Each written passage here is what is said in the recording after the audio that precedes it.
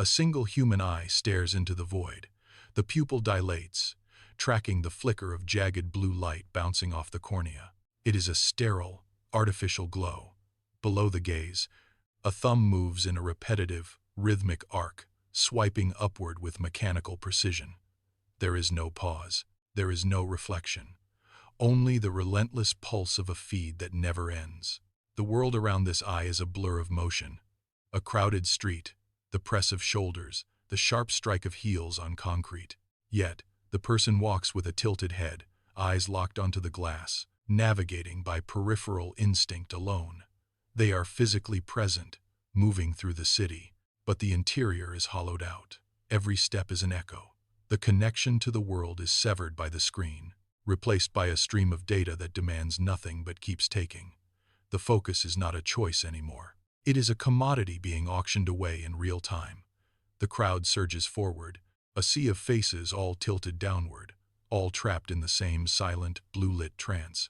They are walking through their own lives like ghosts, fully connected to the network, yet entirely adrift. Behind the glass, the reality is far colder. Thousands of engineers sit in climate-controlled rooms, coding your surrender. They are not building tools. They are mapping the architecture of your attention. They have identified the evolutionary glitch in your brain, the primal craving for new information, and they have weaponized it. Every red notification badge is a calculated strike, a digital hook designed to trigger a dopamine release that mimics the survival instinct. Your focus is the raw material, harvested and auctioned off in milliseconds to the highest bidder. You are not the customer. You are the product being refined. This constant pinging, this relentless demand for a reaction, keeps your nervous system in a state of high-alert friction. You feel the itch to check, the pull to swipe, the phantom vibration in your pocket. It is not an accident. It is a system designed to keep you perpetually anxious and easily steered. You are being navigated by hidden lines of logic that you did not write, through a feed that learns your weaknesses better than you know them yourself. Your focus is fractured, scattered into 1,000 tiny pieces, and with every swipe, you surrender another layer of your cognitive sovereignty. The algorithm does not care if you are present. It only needs you to stay awake, stay scrolling, and stay lost. The noise is overwhelming. The data stream never stops. Yet, 2,000 years ago, an emperor faced a similar chaos and found a way to stand firm. He did not build a wall of stone. He built a fortress of the mind. Enter Epictetus. Born into the chains of slavery, he possessed nothing that the world could take away. He mastered a simple, brutal truth, the dichotomy of control. Look at the screen, look at the feed. The algorithm is not yours to command. The notifications, the outrage, the endless scrolling, these are external events. They are the weather. You cannot stop the storm, but you can choose not to be swept away by it. This is your only true territory. Your attention is the gate to your inner world. If you leave it unguarded, the world will occupy it. If you lock it, you remain the master of your own house. Epictetus taught that your power lies solely within your faculty of choice. Stop trying to control the external chaos.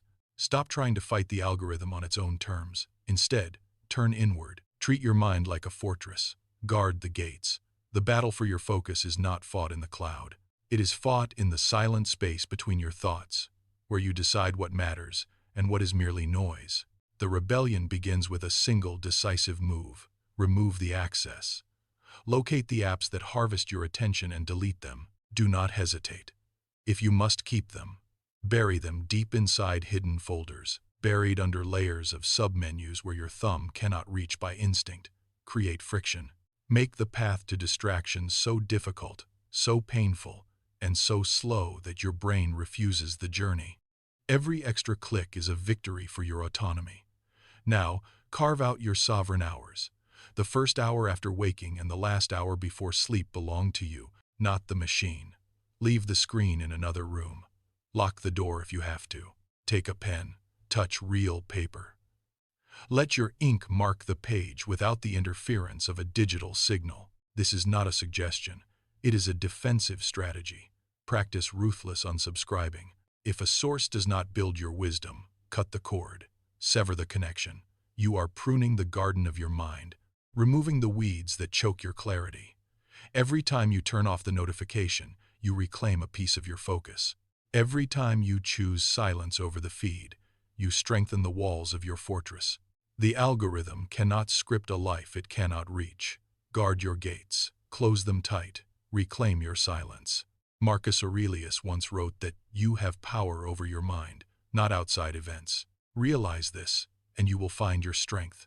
The algorithm is a ghost in the machine, screaming for attention, but it holds no power over the fortress you have built. You are no longer the target of a digital auction. You are the architect of your own focus. Look at the world now. The noise still exists, but it no longer reaches the center of your resolve. You have stopped letting the machine script your days. You have reclaimed your cognitive sovereignty. Stand intentional. Stand still. The screen may glow, but you are no longer tethered to its command. You move through the world with a clarity that cannot be bought or sold. This is not the end of the struggle, but the beginning of a life lived by your own design. You are the gatekeeper of your thoughts. You are the master of your own house. The fortress remains yours. Guard it. Own it. Stay awake. Stay intentional. Your mind is finally your own.